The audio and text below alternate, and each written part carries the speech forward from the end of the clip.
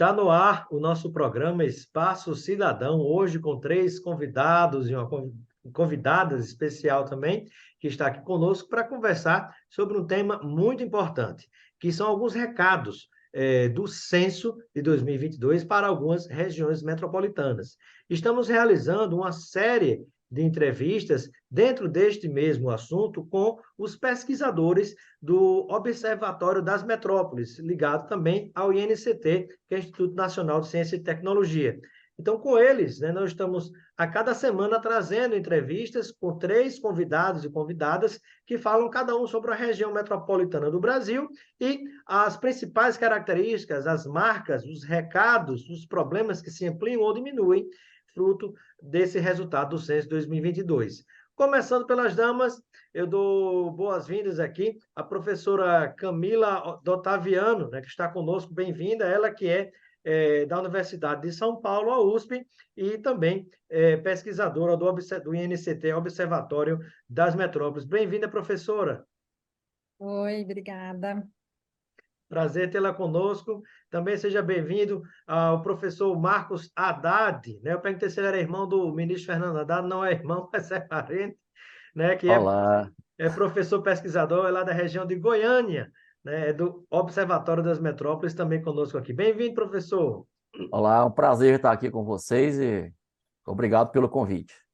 Prazer tê-lo conosco e também seja bem-vindo mais uma vez conosco, o professor Jussiano Rodrigues, da Universidade Federal do Rio de Janeiro, UFRJ, que conosco vai falar sobre a região metropolitana e a metrópole também no Rio de Janeiro. Bem-vindo, professor. Olá, Robson, Marcos, Camila. É um prazer estar aqui mais uma vez, colaborando aí com essas discussões e essa parceria aí exitosa com o Observatório das Metrópoles. Maravilha. E vamos iniciar a nossa entrevista conversando um pouquinho com a professora Camila Otaviano, professora da USP, falar sobre alguns resultados dessa pesquisa do Censo 2022.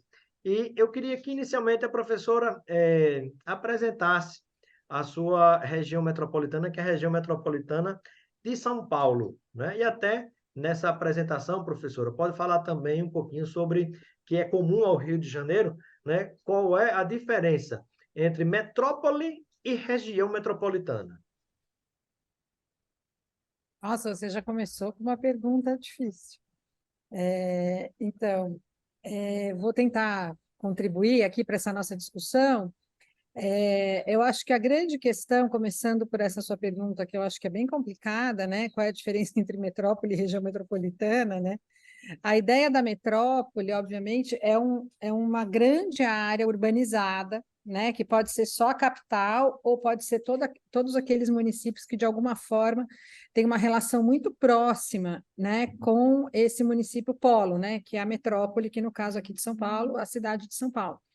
Né? Então, são municípios em que você tem uma relação em que o domicílio e o trabalho, às vezes está numa cidade ou na outra, mas essa relação entre essas duas cidades é muito próxima, ou uma relação de dependência, inclusive do ponto de vista de financeira, né, em que você tem alguns municípios em que as pessoas só moram nesse município, mas trabalham no outro município.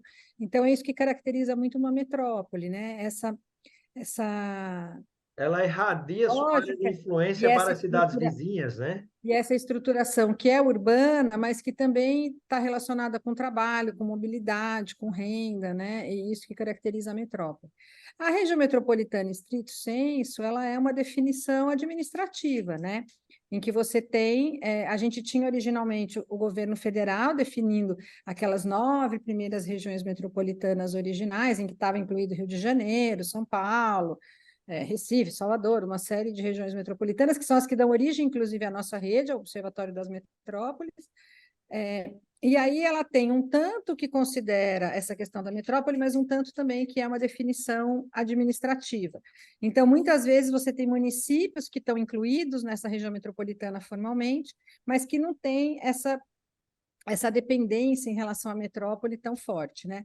No caso da região metropolitana de São Paulo, é uma região formada por 39 municípios, alguns muito mais integrados e dependentes do município de São Paulo, do que a gente chama na nossa rede, sobretudo, de município polo, e outros municípios com uma menor integração, né? Eu acho que vale a pena aqui fazer uma referência a um documento do próprio Observatório da Rede, de uma pesquisa que foi feita pela pesquisadora Rosa Moura, pela Érica Tavares, o professor Luiz César, em que eles analisam os níveis de integração dos municípios em relação à metrópole, né? Eu acho que esse trabalho é muito bom como uma referência para a gente entender essa questão, né, da metrópole, da região metropolitana. Ele usou os dados de 2010, então, nesse momento, ele tem aí uma certa defasagem, mas a gente tem toda a expectativa de que, assim que a gente tiver os dados detalhados do censo de 2002, essa análise possa ser retomada, né? Perfeito, né? É interessante essa questão da integração, né? Porque mostra, na prática, que às vezes é como se você tivesse uma cidade só, né? Apesar de você ter uma capital, por exemplo, e várias cidades no entorno, às vezes, na prática, né? Porque esse riscado geográfico, esse desenho do mapinha, é criação nossa. Na verdade, o terreno, o território é uma coisa só, né? Não tem essa marcação, quem inventa, digamos assim, somos nós, né? São os pesquisadores, né? Mas aí, muitas vezes, mesmo com essas divisões geográficas, né, criadas pelo homem, você, às vezes, na prática, né, como se tivesse uma grande cidade que envolve, né, 3, 4, 5, 10 cidades ou mais, né, dependendo de como elas estão integradas, né? É. E aí, só Perfeito. para falar um pouco dos resultados do censo, muito rapidamente, né? A região metropolitana de São Paulo, a gente não teve nenhuma dinâmica de perda populacional, como outras regiões metropolitanas pelo Brasil tiveram, ou capitais, quer dizer, mesmo a cidade de São Paulo, apesar de ter diminuído muito a taxa de crescimento, a gente não chegou a ter perda populacional, né? Então, só para a gente ter uma ideia, o Brasil como um todo teve uma taxa de crescimento. Jussiano, me ajuda aí. Eu estou procurando aqui na minha colinha, mas 0,52% ao ano, e em média. 0,52% ao ano. A gente já tinha uma perspectiva de uma baixa, de uma diminuição na taxa de crescimento em relação ao período intercensitário anterior, mas foi muito maior, assim, a taxa de crescimento, a redução da taxa de crescimento populacional foi maior do que era projetado, né? No caso, para vocês terem uma ideia, a cidade de São Paulo teve uma taxa de crescimento anual de 0,15%, então muito abaixo da média brasileira, mas a gente teve outras regiões da metrópole que tiveram uma taxa um pouquinho acima, como, por exemplo, a região norte da região metropolitana de São Paulo, que é onde está Mariporã, Caieiras e algumas outras Isso. cidades. Mas é isso, então a gente tem uma dinâmica de uma redução no crescimento populacional nesse último período censitário. A região metropolitana, como o resto do Brasil, também, né, teve uma redução, mas aqui não teve nenhuma região com crescimento negativo, como, por Negativo, exemplo, né? foi o caso do Rio de Janeiro. Perfeito, muito bem. Nós já vamos entrar em detalhes sobre os recados importantes do censo 2022, né, para São Paulo, a Grande São Paulo, a região metropolitana de São Paulo, mas agora, antes disso, vamos dar um passeio pelas outras regiões metropolitanas, conversando agora com o professor Marcos Haddad, que é lá de Goiânia. Eu queria, professor, que o senhor apresentasse a sua região metropolitana, né, para quem nos acompanha nesse momento, né? Quais são as principais características dessa região metropolitana de Goiânia? Ok. A região metropolitana de Goiânia, a RMG, né, ela não é tão antiga a sua criação como o Rio e São Paulo. Ela é do final de 1999, dezembro de 1999 se deu a sua criação pelo governo estadual. Atualmente, a RMG conta com 21 municípios, né? Municípios aí que têm essa dinâmica com a metrópole Goiânia. Em 2022, o censo indicou 2.600.000 habitantes, um pouco mais. Ela então ganhou 421 mil habitantes, aproximadamente, com relação a 2010, né? Em 2010, ela era a 13ª maior região metropolitana do Brasil, agora ela é a 10ª maior região metropolitana do Brasil, né? Então, ela apresentou um crescimento aí considerável, que depois a gente pode detalhar, né? A nossa dinâmica, né? Nós concentramos 36% do PIB do estado de Goiás, né? A gente sabe que tem regiões metropolitanas que concentram maior, só que Goiás, como o forte da economia, né? Vem do agronegócio, da agroindústria, essa dinâmica se esparrama um pouco pelo território, como, por exemplo, na região do entorno de Brasília, que é uma outra região também bastante populosa, e foi uma região que cresceu bastante também, de acordo com o censo, né? O que chamam de área de Brasília, que também é uma outra região metropolitana que nós temos em Goiás. Que a área de Brasília, o crescimento da área de Brasília derramou, digamos assim, né, para usar a linguagem popular, Transbordou, derramou, chegando para exatamente. algumas cidades de Goiânia, né? Isso já é histórico, De né? Goiás. O entorno do DF, né, que é como nós chamamos aqui, alguns não gostam desse nome entorno, né? Mas a região que circunda o Distrito Federal sempre teve uma dinâmica muito ligada ao Distrito Federal e que cresce junto, né? E essa é a particularidade, inclusive, dessa região, que depois a gente pode detalhar quando for falar dos dados do censo, né? Então, nós concentramos 36% do PIB, né, do estado de Goiás.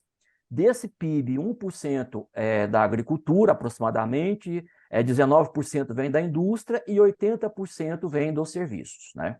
Então, é uma capital, é uma cidade, né, que concentra aí, é uma região metropolitana que concentra aí 2.600.000 habitantes, que a sua maioria sobrevive dos serviços, né? E que tipo de serviço? Aqui nós temos um bom atendimento de saúde, que é referência para boa parte do Brasil, né? Serviços educacionais, né? Tanto nível superior quanto também nível... Na minha época eu falava secundarista, né? Não sei mais como é que fala isso. Então, para cá vem pessoas em busca de cursar uma faculdade, né? E também vem pessoas buscar atendimento de saúde e compras, né? A Goiânia é um polo de compra, né? Sobretudo Goiânia, confecção, né? Atacadista, varejista, alimentos, etc. e tal, né?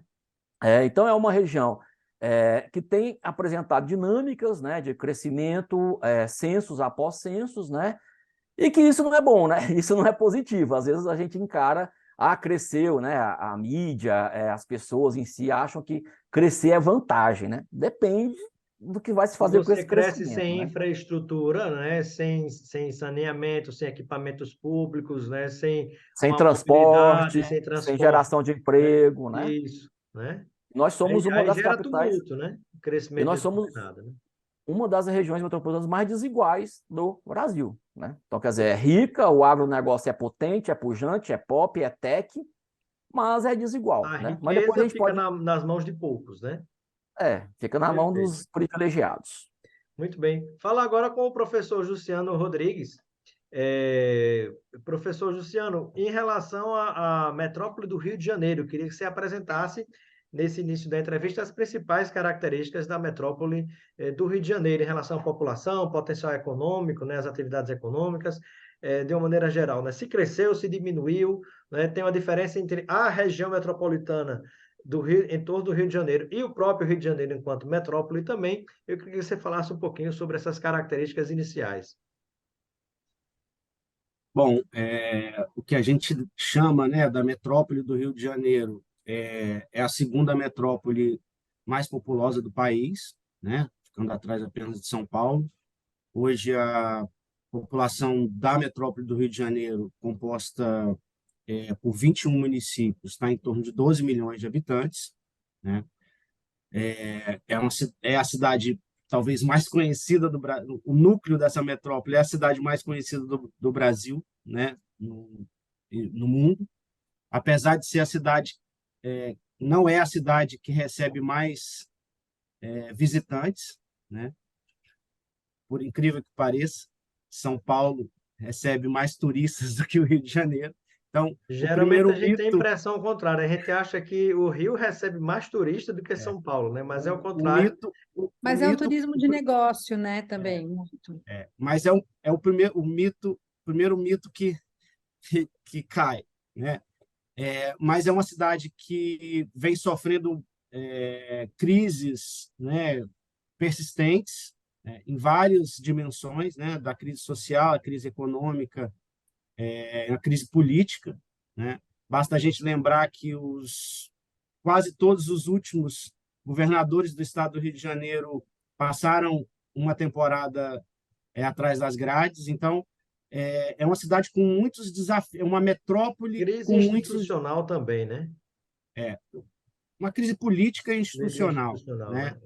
né? E que impacta diretamente na vida das pessoas, no cotidiano das pessoas, né? E é uma metrópole, portanto, que apresenta muitos desafios, né? Desafios esses que estão refletidos, inclusive, nos dados do censo os primeiros resultados do censo de 2022, né? Então, quando a E gente aí, olha... justamente nesse detalhamento desses resultados, eu queria que o senhor respondesse uma pergunta, professor Juciano Rodrigues, da Universidade Federal do Rio de Janeiro, né, sobre a região metropolitana do Rio, né, a própria metrópole. É uma afirmação no artigo que o senhor publicou no site do Observatório das Metrópoles, que diz o seguinte, que é uma metrópole à deriva. Por quê? Não, eu acho que por vários motivos, né? Eu acho que um primeiro motivo por estar à deriva tem a ver um pouco com isso que a Camila já falou, né? A gente tem até dificuldade de entender o que é essa metrópole, né? E isso está espelhado na própria definição da lei que define esse recorte institucional da região metropolitana do Rio de Janeiro, que, a nosso ver, ela é inadequada para captar os fenômenos e a dinâmica metropolitana que acontece nesse território, né? E que, de alguma forma, é irradiada pela cidade do Rio de Janeiro, pelo município do Rio de Janeiro, essa cidade que a gente conhece como maravilhosa, onde estão as praias, estão todos esses pontos turísticos, né? Eu acho que um primeiro ponto é esse. Então, esse recorte que inclui municípios que são municípios importantes para o estado do Rio de Janeiro, por exemplo, como Petrópolis, né? É um município conhecido, mas é um município que tem uma outra dinâmica, né? Não é uma dinâmica diretamente relacionada ao que acontece nessa região onde os municípios estão mais integrados, né? Então, um primeiro momento é esse. E essa espacialidade, esse recorte institucional, ele acaba não espelhando, de fato, uma territorialidade que seria mais adequada, inclusive, para a gente traçar os diagnósticos ou propor soluções para os diversos problemas que acontecem aqui, né? Perfeito. Então, eu acho que um primeiro aspecto relacionado a essa questão que a gente falado em deriva é isso, né? Então, ela um primeiro aspecto em que é uma região que não tem pai nem mãe, digamos assim, né? Tá Isso, realmente perfeito. o governo do estado não assume as suas responsabilidades enquanto responsável pela governança metropolitana e nem os municípios promovem ações que podem integrar suas políticas, sobretudo aquelas que dizem respeito às funções públicas de interesse comum, né? E aí o exemplo mais Perfeito. importante, como o Marcos também colocou sobre Goiânia, é o transporte. Muito bem. E nós já vamos detalhar em cada região, não é, esses aspectos ligados a transporte, mobilidade urbana, né, ligado como é que se liga à qualidade de vida das pessoas, né, e acesso ao trabalho, acesso à cidade enquanto direito. Vamos já falar sobre isso, mas eu queria ouvir agora um pouquinho a professora Camila do Otaviano, professora da USP, que pesquisa a região metropolitana de São Paulo. Professora Camila, o que é que a senhora poderia falar em termos digamos assim, de efeito desse crescimento menor do que o esperado em São Paulo, né? Em alguns lugares você teve a população que caiu, né? Foi um crescimento negativo, como se chama. Em outros lugares a população subiu. Na prática, pensando em São Paulo, isso gera algum tipo de impacto importante ou preocupante quando o município cresce menos do esperado, ou deixa de crescer, ou estaciona? E, no meio dessa pergunta, a Covid-19, né, com um número expressivo de mortos, mais de 700 mil no Brasil, não sei exatamente quantos em São Paulo, né, se isso também tem alguma relação com esse estacionamento no crescimento? Então, Robson, aqui em São Paulo, a gente não teve decréscimo, né? Região metropolitana de São Paulo, em nenhuma das Isso. áreas assim da região metropolitana, né? Mas a gente teve sim uma diminuição na intensidade do crescimento, né? Vamos colocar assim nesses termos. Então, nesse momento, impacto a gente ainda não tem, né, Robson? Porque o que a gente tem que entender também é que as demandas que a gente tem na região metropolitana, demanda por habitação, demanda por transporte, demanda por saneamento, elas ainda existem, quer dizer, elas são tão grandes que essa diminuição no crescimento ainda não impactaram essas demandas, elas continuam existindo e elas ainda estão presentíssimas, né? Ainda é algo que faz parte da realidade da região metropolitana de São Paulo. Então, ainda não teve nenhum impacto, mas sim, quer dizer, quando a gente tem uma diminuição nesse crescimento, a gente vai ter que olhar novamente porque está sendo definido para quais são as projeções e a programação para as políticas públicas de maneira geral para o próximo período, né? E me parece, professora, que há situações como, por exemplo, né, tem famílias que você tem uma taxa de natalidade cada vez menor, né? Por exemplo, atualmente as famílias estão tendo menos filhos, inclusive estão Isso. criando mais bichos e tendo menos filhos, né? Me parece que é uma característica em várias partes do Brasil, né? Já vou ouvir o professor Marcos Haddad lá de Goiânia, região metropolitana de Goiânia, que ele sorriu. Eu sei que é uma característica bem interessante de lá. Até em Águas Claras parece que tem mais cachorro do que habitante. Em Águas Claras, eu soube da história dessa e vou perguntar se é verdade. Mas, nesse caso, professora de São Paulo, eu queria que você me falasse o seguinte, né? É muito impactante, é ruim no caso de São Paulo essa diminuição, né? Já dá para mais ou menos suspeitar de por que é que está crescendo menos? Então, ainda não. Os dados, que são os dados que estão disponibilizados até agora, são dados muito preliminares, então a gente ainda não consegue fazer análise de fato de qual seria a dinâmica, de qual o impacto, né? A primeira coisa que eu queria falar, só a título de contribuição, é o seguinte: quando a gente trabalha em demografia, a gente fala sobretudo na taxa de fecundidade, número de filhos por mulher. Esse é o principal indicador para a gente entender e é esse que vai impactar.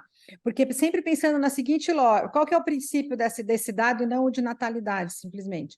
É que o que de Interessante. fato vai repor a população é as mulheres tendo filho naquele período da idade fértil delas, ou seja, mais ou menos entre 15 e 50 anos, né?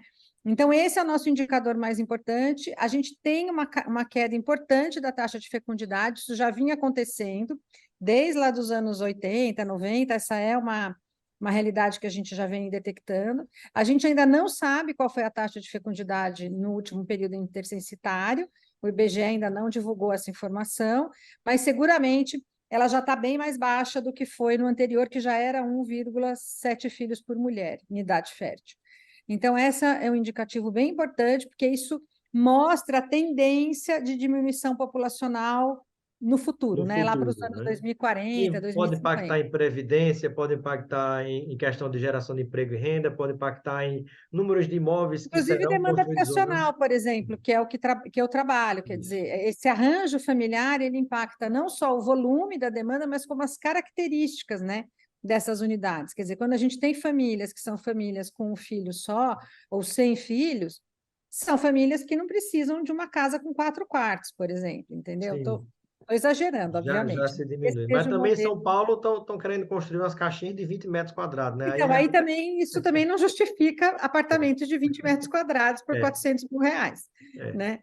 Então, mas é isso, assim, o indicativo eu queria só falar para vocês, assim, por exemplo, um dos dados que o censo já divulgou é o número de habitantes por domicílio. Hum, Então, a gente tinha uma média, só para você ter uma ideia, em 2010, de 3,35 moradores por domicílio, e agora, em 2022, essa média já caiu para 2,73. Obviamente, isso é uma média, né? Na minha casa não tem 0,73 pessoas vivendo, né? uhum. Ou são 2, ou são 3, ou são 4. Mas isso mostra uma tendência, né, em que cada vez mais a gente está tendo famílias e domicílios com menos do que aquilo que a gente considerava uma família nuclear, que é pelo menos um casal e 2 filhos, ou seja, 4 pessoas num domicílio.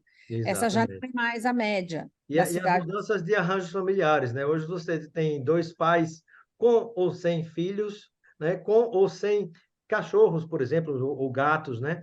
Ou 2 mães também do mesmo jeito, né? E às Ou vezes uma tem mãe muito aquelas. com um filho só, morando. Minha bisavó teve 19, né? Para você ter ideia, né? Ao longo do tempo foi diminuindo, né? Isso. É, minha avó teve Hoje 4 em filhos. dia, hoje em dia é muito, não é que não exista, né? Mas é muito difícil a gente ver uma família como a da sua bisavó, uma mulher com Sim, 10, 12, 19 filhos. Então, coitada da sua bisavó. é verdade, Mas é isso, né? Isso. perfeito. Vamos voltar ali para Goiânia, né? Na região metropolitana de Goiânia, né? Eu queria saber mais ou menos como é que está essa questão, né? E de que maneira isso impacta, né? Na região metropolitana de Goiânia, professor Marcos, né? Porque é a mesma realidade de São Paulo, porque temos dados aqui de que, na verdade, foi a segunda cidade, a segunda região metropolitana que mais cresceu, só ficou abaixo de Florianópolis, Floripa, né? Então, no Brasil todinho, foi a região que mais cresceu. Por quê? Boa pergunta, por quê? Hoje ele está fazendo perguntas difíceis, né, Camila? Bom, as explicações para o crescimento populacional de Goiânia, de Goiás, da região metropolitana de Goiânia, clássicas, né? São sempre aquelas, Goiás está no meio do Brasil, é mais fácil atrair pessoas, né? Vamos lá. Primeiramente, Goiás era no meio de nada, né? Como é que foi a nossa colonização, né?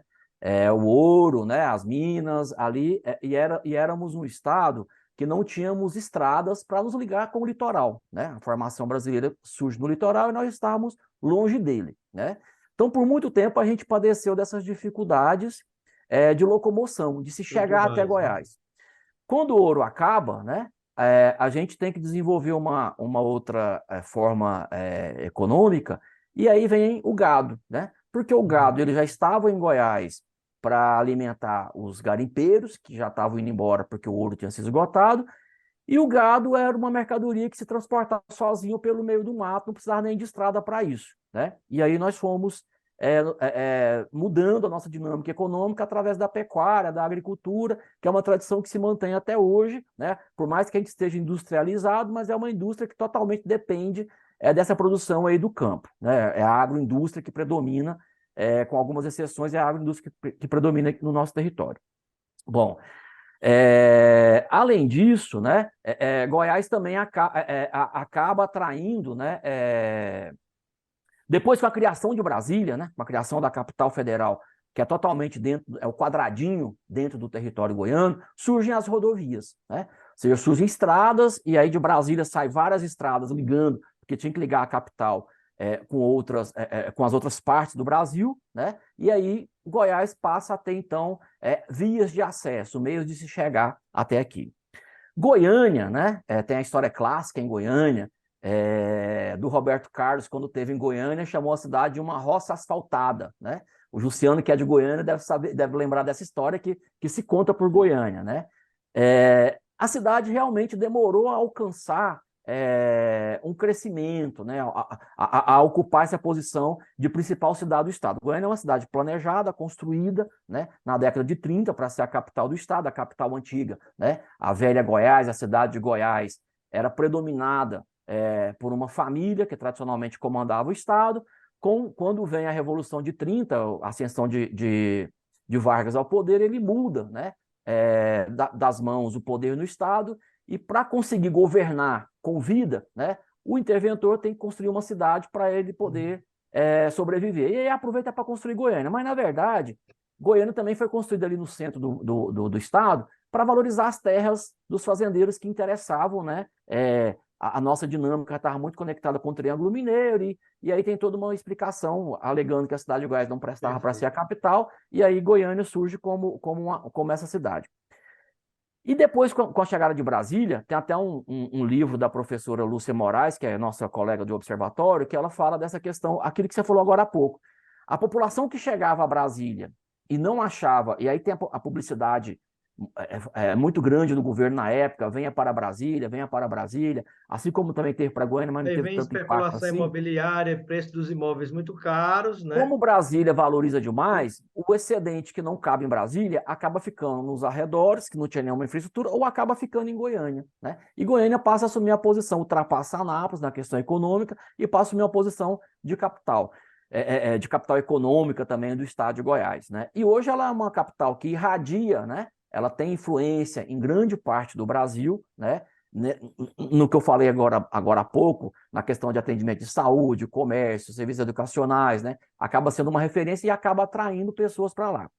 Por ser uma cidade que acabou desenvolvendo, né, essa questão da educação, com boas escolas, com boas faculdades, com bons hospitais, ela acaba atraindo também para o seu território pessoas que têm posses, né? Eu tenho uma hipótese, não tenho ainda estudos avançados porque nós estamos aguardando dados, inclusive, mas, por exemplo, em Goiânia se vem para estudar nas escolas de Goiânia, na faculdade de Goiânia, os filhos dos ricos do agronegócio, né? Os donos de terras do interior do estado, ou do Mato Grosso, ou de Rondônia, ou do Pará, ou do Maranhão, ou do Piauí, que são áreas que hoje estão controladas pelo agronegócio e que arrendam suas terras para o agronegócio e ganham em dólar, né? Eles mandam os filhos estudarem em Goiânia, compram apartamentos, compram imóveis e alimentam ali a rede privada de ensino, né, em Goiânia. Os pobres, né, a população pobre, vem para Goiânia em busca de melhoria, que é esse rescaldo do agronegócio. Então, em Goiânia, eu conto no artigo que a gente fez sobre o censo, é uma história que eu ouvi de uma pessoa, né? Ou seja, ela foi do Pará para Goiânia em busca de melhoria, porque Goiânia circula o dinheiro, é a conversa que se tem, né? Até eu chamo isso de falácia, e demorou muito tempo para se firmar, e inclusive recebeu golpes, né, dessa elite que controla o capital na cidade, como serviço de diaristas, ou seja, ela trabalhava e não queriam pagar, né, ou pagava menos do que era combinado, né? Então você tem uma noção de como é que é a quadra, né, o retrato dessa elite. Então Goiânia, ela cresce, né, por esses motivos, ou seja, a posição geográfica pode ser um fator, a propaganda que se faz do agronegócio pode ser outro fator, a proximidade com Brasília também é outro fator. Então, tem diversos motivos, diversas Exato. explicações, E aí, diversas hipóteses para justificar isso. exato, né? E você tem também a característica da cidade de Senador Canedo, né? Que me parece que começa a toma uma característica de Senador Canedo, toma uma característica de cidade dormitório, não é? Justamente segurando a parte da população que dorme lá e vai trabalhar nessas outras partes dos grandes centros, né? Agora, me parece, eu queria ouvir o professor Jussiano, né, e talvez seja comum também ao caso ele do Rio e ao caso da professora Camila em São Paulo, que há também o seguinte, na hora que você tem a diminuição da qualidade de vida, as metrópoles muito inchadas, a especulação imobiliária jogando o preço dos imóveis lá para cima, né? A deficiência na mobilidade urbana, me parece, professor Jussiano, e também na sequência, professora Camila, que isso faz com que pessoas saiam, vendam suas casas quando estão muito valorizadas, até no caso de Brasília também, né? Vende, aí vai para um lugar um pouco mais distante, tem aí a questão do teletrabalho, né? Vai para um lugar mais distante, você compra um imóvel maior, digamos assim, melhor, com um pouco mais de qualidade de vida. É uma realidade no caso do Rio de Janeiro, professor Jussiano? Então, bom, as motivações, né, para essas mudanças e o que de fato influencia no crescimento populacional de uma metrópole ou dos municípios que compõem essa metrópole, a gente só vai conseguir de fato entender melhor quando outros resultados do censo forem divulgados, né, como a Camila falou, né, a gente vai entender os componentes demográficos que caracterizam esse aspecto geral, né? Então, a gente vai ter que olhar para a fecundidade, a gente vai ter que olhar para a expectativa de vida pós-Covid, a gente vai ter que entender, sobretudo, os movimentos migratórios, né? Os movimentos migratórios que assumem diversas modalidades, né? Você pode ter trocas migratórias entre as grandes regiões, entre as próprias regiões metropolitanas que podem estar sofrendo determinados efeitos de externalidades negativas, deseconomias, né? Então, profissionais qualificados, por exemplo, de São Paulo, do Rio de Janeiro, podem estar migrando para Florianópolis, onde a gente tem ali um serviço de Isso. tecnologia, enfim, né? Então, a gente só vai entender isso quando outros resultados saírem. No caso do Rio de Janeiro, um primeiro aspecto em relação à questão populacional, né, é que, em termos populacionais, a metrópole do Rio de Janeiro ela vem perdendo importância, tanto no cenário nacional quanto no cenário regional. Ou seja, ao contrário de São Paulo, é uma metrópole que a população caiu, né, diminuiu. Né? E isso revela, né, os resultados do censo, eles revelam uma reversão, digamos, radical na própria trajetória do crescimento populacional dessa metrópole. Deu uma Né? marcha ré, não é? Agora, professor, a questão da violência urbana extrema, como é uma característica do Rio de Janeiro, não sei se tanto quanto é explorado pela mídia, mas é a imagem que se tem, né, da extrema violência, no caso do Rio de Janeiro. Seria um fator também que tem feito com que as pessoas ou não, ou deixem de ir para lá, ou se mudem de lá para outros lugares? Assim, a gente tem discutido isso, né? A Camila também já levantou um pouco essa questão. Acho que é cedo para a gente cravar o que mudou, o que provocou essas mudanças, né? E, como eu disse, de certa maneira, radicais nas tendências de crescimento e distribuição espacial da população da metrópole, né? Mas, no caso do Rio de Janeiro, a gente tem um contexto negativo marcado não só pela violência, mas por problemas econômicos, sociais, urbanos, e que a gente não pode, de alguma maneira, ignorar quando a gente começa a tentar entender o que está acontecendo. Né? Então, o Rio de Janeiro é curioso, né, que das duas metrópoles que mais perdem população relativamente entre 2010 e 2022, Rio de Janeiro e Salvador foram os municípios que mais perderam empregos formais nesse período. Né? E aí eu Então, faço a pergunta sobre isso, professor, abrindo parênteses. Pode haver alguma relação com a questão da privatização de pedaços da Petrobras que aconteceu no governo de Bolsonaro? Porque a Petrobras eu a compreendo como um motor do desenvolvimento, não só industrial, mas de vários setores do país. E o país vem sofrendo um processo de desindustrialização cada vez mais acelerado. Né? Isso aí pode ser um fator, porque vem empresa privada de fora. Né? Aí diminui a quantidade de empregos, contrata, como foi, na minha avaliação, um crime de lesa pátria, né? 14 plataformas de petróleo que o Brasil tem condição de produzir, né? Tem mão de obra, tem conhecimento, tem ciência, tem tecnologia, como sempre fizemos. Aí contratou 14 plataformas de petróleo na China, Singapura e na Coreia do Sul. Né? Isso gera algum tipo de impacto, por exemplo, na sua região metropolitana? eu E acho que a questão assim, do pré-sal também, né? Outras empresas aqui de no, fora aqui explorando. no, aqui no Rio, a gente tem o grosso do emprego ligado à indústria petrolífera no interior do estado, né? Mas para Macaé, Macaé, Rio das Ostras, e agora cada vez mais em Maricá, enfim, né? E tem o impacto dos royalties, né?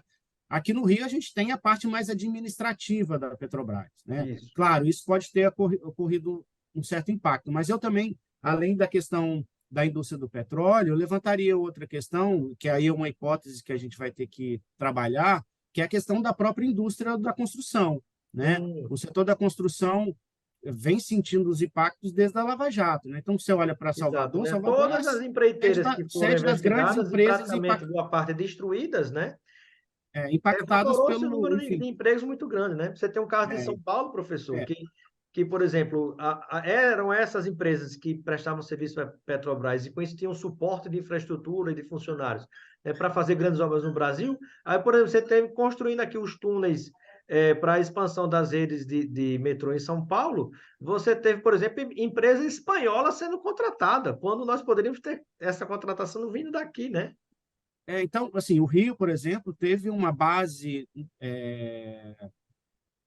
do emprego na construção civil durante nos últimos 10 anos. Isso foi muito importante, com os mega eventos, com diversas obras de infraestrutura na cidade, com construção não só, inclusive, de complexos industriais ligados à indústria do petróleo, como o Comperj, lá em Itaboraí, mas investimentos em infraestrutura, né, para a construção do próprio metrô, tem grandes obras de saneamento, você tem os BRTs, enfim. Então, a construção civil ela teve um peso grande na base econômica da metrópole nos últimos 10 anos, né? Mas quando a gente pensa em termos dos efeitos, digamos, como é que isso se expressa na dimensão demográfica, a gente tem que ampliar um pouco mais o olhar, né? E pensar também numa cidade que também tem uma base de uma economia de serviços muito grande, né? Então, Perfeito. a realidade que a gente encontra hoje, né, é que essa conhecida imagem da cidade maravilhosa ela é cada vez mais o suficiente diante desse cenário negativo que eu coloquei, que você também já apontou, né, que inclui a criminalidade violenta, né, a violência é muito grande, mas também a gente não pode ignorar, por exemplo, o domínio territorial dos grupos armados, né, As da milícia, milícias, né? do tráfico, né? A gente não pode ignorar a violência policial, né? Nas últimas 2 semanas, a gente acompanhou uma tragédia aí provocada por uma ação da polícia, né? Além daquilo que eu já coloquei, que é essa eterna crise política institucional no nível estadual, né? E aí a gente chega, né, também e não pode deixar de apontar essas péssimas condições dos serviços públicos que a gente encontra aqui, especialmente o transporte, né? Então, são Perfeito. aspectos negativos que acabam se entrelaçando e gerando efeitos diretos sobre a dinâmica urbana, né? E em alguma medida, sobre a dinâmica demográfica, né? E Perfeito. os resultados do censo de 2022 não deixam de refletir esse cenário que é tragicamente adverso, né? Muito bem. Bom, o tempo passa muito rápido, né? São tantas questões para a gente fazer, mas eu acredito que a gente está trazendo aqui o que é de mais importante, com base nos dados disponibilizados pelo Censo 2022 até o momento, né? Que tem ensejado essas pesquisas por parte do INCT, Observatório das Metrópoles. Então, eu vou pedir que cada um possa fazer as suas despedidas nesse momento, né? E nessas despedidas podem fazer um apanhado geral, né, daquilo que considera mais importante, que veio como recado dado pelo Censo 2022, que porventura a gente não tenha abordado ainda. Começando com a professora Camila do Otaviano, né, e até na sua resposta, professora, ainda há alguma chance da gente pensar, quando a gente pensa em mobilidade e integração, né, na história do trem-bala, né, como era uma defesa à época da presidente Dilma, Rio de Janeiro, São Paulo? Oi, eu preciso começar dizendo que eu sou neta de um ferroviário, então Olha essa aí. questão não só do trem-bala, como do trem que ia até que ligasse Campinas a São Paulo, né? Tá dentro. Meu sonho era ver o Brasil como a Itália, assim, todo interligado de trem, né? E parte dos É, Estados Unidos também, mas né? acho que essa ainda é uma questão difícil, assim. Acho que essa não será uma prioridade nos próximos anos. Aí eu acho que tem uma questão que a gente não tratou aqui e que nós teremos que ficar muito atentos, que o novo censo traz, e que eu ainda acho que a gente deve tratar isso com muito cuidado enquanto a gente não souber quais as características desses domicílios e onde eles estão localizados, foi o grande aumento do número de domicílios entre o censo de 2010 e o de 2022, um aumento do número de domicílios muito maior do que o que a gente estava prevendo, né? Isso pode estar atrelado a essa grande expansão dos pequenos estúdios, né? Esses microapartamentos, Isso, pode, mas ele parece ser o volume é tão grande que muito provavelmente vai além dessa questão recente do mercado imobiliário. Mas a gente só vai saber e isso na hora. algo que parece problemático, né, professora? Porque é como se a gente tivesse, né, tinha alguns dados, não sei se foi o caso de São Paulo, né, onde talvez a gente tivesse, acho que é o caso de São Paulo, talvez a gente tivesse, né, por exemplo, se a gente tem, arredondando os números, não para fazer uma conta melhor, em torno de 500.000 de pessoas na rua, nós temos 1 milhão de imóveis vazios, né? Isso, os dados. não são exatamente esses, né? Mas sim, os Forçando o dados. arredondamento, porque é 450 e poucos, Mas o né? que o censo trouxe foi isso, uma quantidade enorme, não só um grande aumento do número de domicílios, mas um grande aumento no número de domicílios vagos, né? Uhum. Que justamente são esses domicílios que poderiam acolher pessoas em situação de rua, mas também pessoas em situação de vulnerabilidade ou de habitação precária. Mas o dado que o censo trouxe para a gente até agora é esse número bruto, que nos espanta muito, né? É um aumento tão grande entre 2010 e 2022, mas a gente vai ter que saber e qualificar que domicílios são esses, onde eles estão localizados. E eu acho que essa é a grande questão que o censo de 2022 trouxe, para além da diminuição do ritmo de crescimento e da perda populacional em algumas cidades. É, é essa questão do aumento do número de domicílios e do grande Sim. aumento do número de domicílios vagos. É essas informações que eu acho que estão aí, que nos interessam muito Uma, uma, saber de forma detalhada. um alerta para os gestores públicos e também para o setor privado, né? Será que estão construindo mais do que é necessário, né? Porque muito tempo se construiu no escuro sem ter dados do censo, né? E por outro lado, pode ser gente comprando para investir também, mas há um limite, né? E o preço é convidativo, né? Porque as pessoas parecem que estão saindo das metrópoles, né? Por causa da especulação. Mas, professora Camila Ottaviano, professora da USP, muito obrigado pela sua participação aqui no Espaço Cidadão. Eu que agradeço. Com as despedidas, o professor Jussiano Rodrigues, da Universidade Federal do Rio de Janeiro, né? Pode complementar com alguma informação que você considere importante, relevante, que porventura não tenhamos tratado aqui, né? Fruto dos recados dados pelo censo de 2022, com os dados disponibilizados até agora. Bom, Robson, quero agradecer mais uma vez aí o convite. Quero também agradecer a equipe de comunicação do Observatório das Metrópoles, né, que tem Um abraço intermediado para a Tuane e tem, companhia. tem apoiado e tem intermediado aí essa parceria com você. Bom, eu acho que, como a gente já colocou aqui, né, é certo que as investigações mais aprofundadas sobre os aspectos mais específicos da dinâmica demográfica e essa relação, né, com os processos sociais e econômicos mais amplos em cada metrópole, a gente só vai conseguir avançar quando o IBGE divulgar os outros dados do censo de 2022, né? Mas eu acho assim, como recado final, né, eu acho que fica no radar, por exemplo, um aspecto que você mencionou, que é essa necessidade também de entender os efeitos desse contexto social e urbano negativo, no caso da metrópole do Rio de Janeiro, também os impactos, né, do processo de desindustrialização, que no caso do Rio de Janeiro é, é, de, é uma trajetória um pouco mais longa, né, e isso atinge o Estado como um todo, em que pese esse respiro que é dado pela indústria do petróleo, né? E aí, só para finalizar, eu acho que, como tem sido feito também pelos pesquisadores do Observatório das Metrópoles há pelo menos 2 décadas, né, eu acho que a gente vai precisar aprofundar é, é, a relação entre os aspectos demográficos e essas mudanças mais gerais na estrutura, não só na estrutura econômica, mas também na estrutura que a gente chama de socioocupacional, entender também um pouco as mudanças no mercado de trabalho e entender também as dinâmicas da própria mobilidade espacial, como eu já coloquei.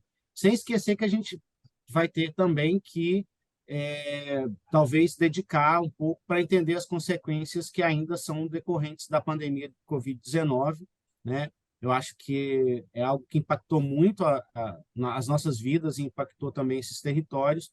Afinal, a gente está falando de um evento de magnitude global e que teve Isso. muitos efeitos nos espaços locais e regionais que a gente vai precisar entender e talvez, e claro, se aprofundar nessas questões relacionadas ao próprio mercado do imobiliário, como a Camila apontou. Bom, encerro por aqui, quero agradecer mais uma vez o convite. Prazer também estar aqui junto com a Camila e com o Marcos.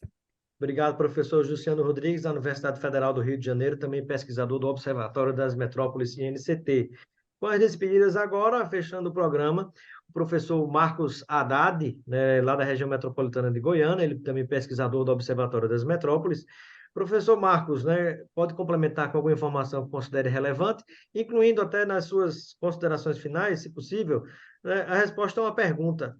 há braços suficientes em todo o Brasil para planejar um crescimento mais ordenado das regiões metropolitanas, né? Porque é questão de sabermos se há profissionais suficientes, mas talvez os gestores públicos, aí, em grande parte, não estejam abraçando esses profissionais, né? Boa pergunta e tem a ver, você leu meu pensamento, que eu ia Sei. justamente fazer esse link. Bom, Goiânia, né, o censo, né, todos os dados que nós temos do censo, ainda como disse os meus colegas, são ainda preliminares, nós estamos tirando conclusões hipotéticas, né, com relação a isso. É se aguardar os outros dados para que a gente possa concluir, né, terminar esses estudos, né, chegar a conclusões definitivas, ou pelo menos que possam indicar aí orientações para o rumo das políticas públicas do planejamento, né? Porque sem planejamento a gente sabe que vai ficar muito difícil a gente conseguir controlar esse crescimento, gerar emprego, gerar renda, gerar moradia, transporte para essa população que chega a São Paulo, que chega a Goiânia, né? Que sai do Rio de Janeiro, mas que por algum motivo está chegando também em algum lugar. Só antes de responder o que você propôs, um fato curioso que apareceu para nós aqui em Goiânia, por enquanto, é com relação a esses dados do mercado imobiliário, né? Sempre se especula, né? O mercado imobiliário em Goiânia, como em tantos outros lugares, ele é bastante aquecido, né? Anúncios, né? Pelo menos de imóveis, empreendimentos que são vendidos no lançamento, são esgotados no lançamento, e a gente sempre se perguntava quem é que está comprando isso, quem é que compra, né? Pelo menos assim, no ciclo de amigos que eu tenho, quase ninguém compra 3, 4 apartamentos, compra um que mora e pronto, né? Quem é que está comprando isso? Então tem várias hipóteses, eu ando perguntando isso pelas ruas, etc., para alunos, etc. e tal. Com esses dados do censo, a gente percebe o seguinte: esses imóveis estão sendo construídos para abrigar essa população que está chegando. Chegaram 420 mil pessoas, né, na região metropolitana. Mas Os imóveis estariam sendo acessíveis a essas pessoas? Era olhar. Esses imóveis, eles não estão tão de alta renda, né? O que está acontecendo?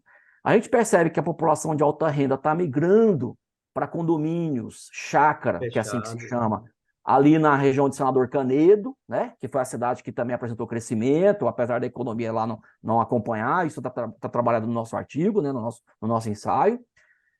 Desocupa imóveis na cidade que podem ser locados para essa população que está chegando, né? Porque ela chega para trabalhar ou para estudar, né? Os imóveis fechados chamam a atenção que é só 2,7% dos imóveis em Goiânia estão fechados, na região metropolitana estão fechados, ou seja, estão desocupados. Então é um número baixo se comparar com outras cidades, né? Então, esses imóveis de alguma forma estão sendo ocupados, né? O que acontece? O crescimento, por exemplo, de Abadia de Goiás. Talvez a população de Goiânia, parte dela tenha mudado para a Abadia de Goiás pelo preço mais barato da terra e das condições de vida em clima de fazenda, em clima de interior, que nós aqui gostamos muito disso, né? E esses imóveis tenham sido ocupados por outras pessoas que chegaram de fora. Então, quer dizer, tem muitas hipóteses que a gente precisa analisar, né? Só que, assim, não existe, né, a tal da bolha imobiliária que se dizia que existia em Goiânia. Isso não está mostrado. Isso não está revelado. Alguém está comprando esses imóveis e eles estão sendo ocupados, ou alugados, ou então esse é um fato curioso e interessante que precisa ser investigado. Nenhum crescimento, né? Nenhum crescimento, e a gente fala, o problema, isso é até natural, a política pública tem que acompanhar a dinâmica da sociedade, né? A sociedade transforma, a política pública tem que surgir para controlar. O planejamento também, mas o planejamento tem que adivinhar o que vai acontecer, para às vezes evitar tragédias, catástrofes, né, etc. e tal. O que nós precisamos fazer, e essa é a intenção do Observatório das Metrópoles, e nós estamos batendo nisso, né? Lançamos uma coletânea no ano passado, estamos com um projeto de incidência nos veículos de comunicação, estamos aqui falando com você, que é um programa que tem grande audiência, fazer com que os nossos estudos, né, os nossos levantamentos, os nossos diagnósticos cheguem na classe política. Porque nós, professores, pesquisadores, não fazemos políticas públicas, nós não temos poder de ir lá no Congresso, nós até podemos propor lei, né? Como o Jussiano está aí comandando a questão da tarifa zero, que é uma questão que nós temos que começar a discutir nas metrópoles. Sem né? dúvida. Procurar um deputado, procurar um senador, procurar, né, seja local, seja nacional, para fazer isso. Mas nós precisamos fazer esse comunicado. Né? Aqui na região metropolitana de Goiânia, nós estávamos em fase de elaboração do PD, do Plano de Desenvolvimento Integrado, PDIUG, né? Eu sempre atropelo essas letrinhas, que foi parado, né? Mudou-se o governo em 2019, parou totalmente esse plano. Quer dizer, uma região que cresce, é a segunda que cresce no Brasil, e não tem um planejamento, né? A UFG foi contratada para fazer esse estudo, os estudos estavam fluindo, de repente cortou-se, não pagou mais, não deu mais satisfação.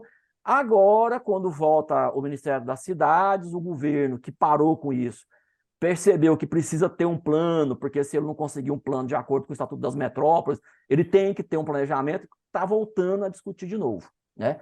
Então, quer dizer, e o Estado, né? O Estado ele tem condição, se ele não tem corpo técnico para fazer, tem condição de contratar, de chamar, de convidar os técnicos, né? O Observatório das Metrópoles, por exemplo, no NCT, são mais de 600 pesquisadores em todo o Brasil, né? Aqui nós estamos discutindo, os nossos técnicos estão trabalhando no plano de mobilidade de Trindade, que é uma cidade da região metropolitana, uma grande cidade, né?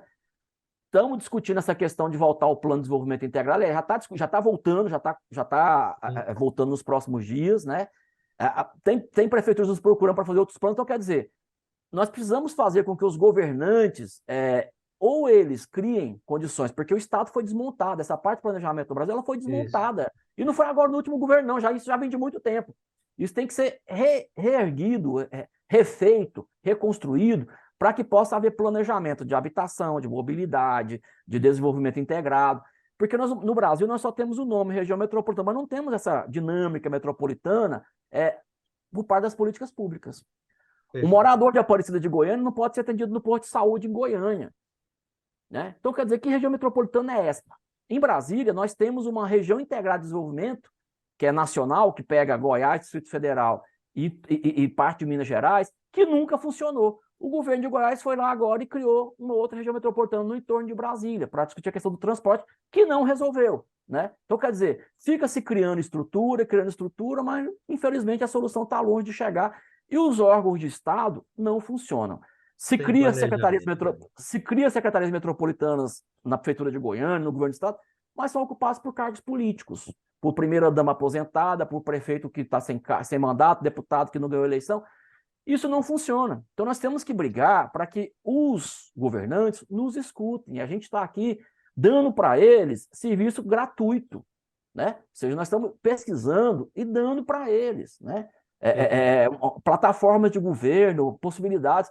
Nós não somos candidatos a nada, nós não estamos concorrendo, nós só queremos construir, garantir que a cidade seja uma cidade inclusiva e que aceite todo mundo, etc. e tal. Eu agradeço a oportunidade, peço desculpa por falar demais e por empolgar às vezes, mas estamos aqui à disposição para continuar debatendo quantas vezes for preciso, né? Um abraço aí, Juciano, um abraço, Camila, um abraço para você, Robson, muito obrigado aí, um abraço para Tuane, pessoal da comunicação, que vamos lá, vamos trabalhar e vamos tentar transformar um pouco, né? Melhorar um pouco essa realidade. Agradeço vocês todos, né, por mais um programa em parceria com o Observatório das Metrópoles e NCT, né, professora Camila Otaviano, da USP, professor Juciano Rodrigues, da Universidade Federal do Rio de Janeiro, e também professor Marcos Haddad, lá de Goiânia, e pesquisador do Observatório das Metrópoles. Muito obrigado a vocês e até a próxima oportunidade. Até a próxima. Muito obrigado. Obrigado.